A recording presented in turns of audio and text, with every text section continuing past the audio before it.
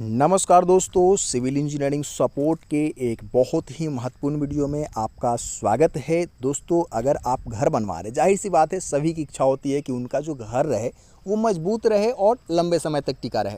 दोस्तों, मटेरियल हो सकता है कि आपके लोकेलिटी में जो मटेरियल मिलता है आप उसी को लगाएंगे, लेकिन दोस्तों हर कोई आपको यही सलाह देता है कि एक बढ़िया मिस्त्री को पकड़िए ताकि वो आपका काम सही करे। ऐसा लोग क्यों कहते हैं? क्योंकि दोस्तों मटेरियल से ज़्यादा इम्पॉर्टेंट है कि उस मटेरियल को किस तरह से और कहाँ पे इस्तेमाल किया जाता है। अब दोस्तों फ्रेम्ड स्ट्रक्चर में आपको भी पता है लोड कॉलम और बीम पे ट्रांसफ़र होते हैं। तो दोस्तों कॉलम पे जितना लोड है दोस्तों, उस कॉलम को इतना मजबूत बनाया जाए, और मजबूत किस तरह से बनाया जाए, क्या चीज़ चेंज किया जाए दोस्तों, जो कि आम लोग नहीं करते हैं, वो चीज़ आपको करनी है। इस वीडियो में मैं आपको बताने वाला हूँ। तो चलिए वीडियो को स्टार्ट करते हैं। दोस्तों अब बात कर लेते हैं कि आखिरकार कॉलम को किस तरीके से मजबूत किया जाता है। कॉलम में मेनली दो ही चीज़ होता है, दो ही तरीके के उसमें स्ट्रेंथ होते हैं, मतलब मजबूती होती है। पहला टेंजाइल स्ट्रेंथ और दूसरा दोस्तों कंप्रेसिव स्ट्रेंथ। जो टेंजाइल स्ट्रेंथ होता है उसको दोस्तों जो सरिया में फेरबदल, यानी कि जो लोहा लगाते हैं, जो स्टील लगाते हैं, उसमें दोस्तों फेरबदल करके किया जा सकता है।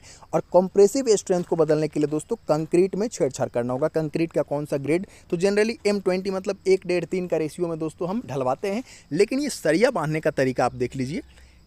लोग क्या करते हैं दोस्तों, जनरली ये जो कॉलम का रिंग बनते हैं दोस्तों, उसको 90 डिग्री रखते हैं, जो कि भूकंप रोधी बिल्कुल भी नहीं होता है। अगर आपके स्ट्रक्चर पे लोड ज़्यादा पड़ता है दोस्तों, तो वो हुक वहीं से खुल जाता है, आपके स्ट्रक्चर के लिए बिल्कुल भी सही नहीं है। तो हमेशा ये जो हुक है 135 डिग्री पे मुड़ा हुआ होना चाहिए।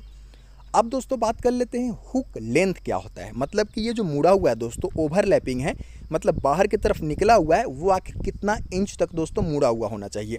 दोस्तों हमेशा एक चीज़ बता दे रहा हूँ दोस्तों, एक फार्मूला दे दे रहा हूँ आपको। 90 इस्तेमाल करेंगे हुक के लिए।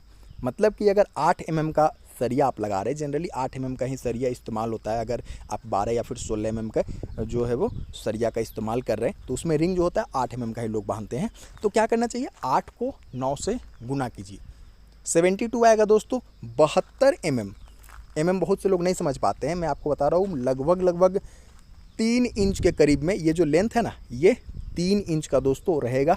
हुक लेंथ इसको बोलते हैं। ये चीज़ें हो गई। एक चीज़ और आप ध्यान दीजिएगा कि कभी भी दोस्तों जो हुक है, हुक मैं बोल रहा हूँ, समझ रहे हैं आप, कि जहाँ पे दोस्तों रिंग हमारा ज्वाइन हो रहा है, ठीक है, खुलने का चांसेस भी यहीं से है। 3 जगह से मुड़ा हुआ है, एक ही जगह से दोस्तों यहाँ पे हुक खुल सकता है। तो उसको कभी भी ओवरलैप, यानी कि एक के ऊपर एक नहीं रखने देना है।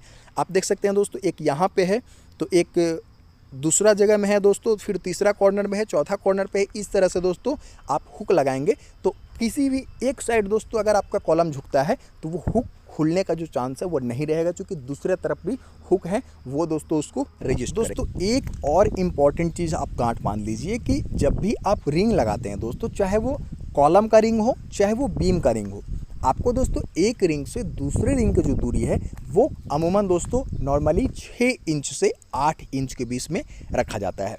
लेकिन दोस्तों एक चीज़ आपको गौर करने वाली बात है कि ये नॉर्मल कंडीशन के लिए है। अगर आप कहीं पे लैपिंग दे रहे हैं, मतलब कि जो कॉलम का सरिया है कहीं ना कहीं दोस्तों ज्वाइंट आएगा ही, तो उस ज्वाइंट के जगह में दोस्तों आपको 4 इंच से लेकर के 5 इंच ही दोस्तों एक रिंग से दूसरे रिंग की दूरी रखनी है, उससे ज़्यादा आपको दूरी नहीं रखनी है।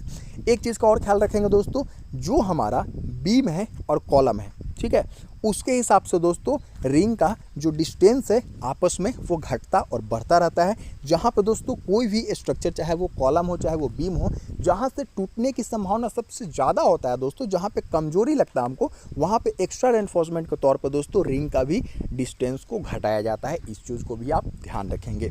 उम्मीद करता हूँ दोस्तों ये वीडियो अगर आपने समझा होगा सही तरीके से, मुझे नहीं लगता है कि कॉलम को मजबूत करने में कोई भी पॉइंट आपसे छूटने वाला है। और क्यूरिंग यानी कि पानी देने का जो सिलसिला है दोस्तों, वो लगातार दोस्तों 7 दिनों तक स्ट्रक्चर के लिए रहता ही रहता है। फिर मिलते हैं, उम्मीद करता हूँ चीज़ें समझ में आई होगी। धन्यवाद।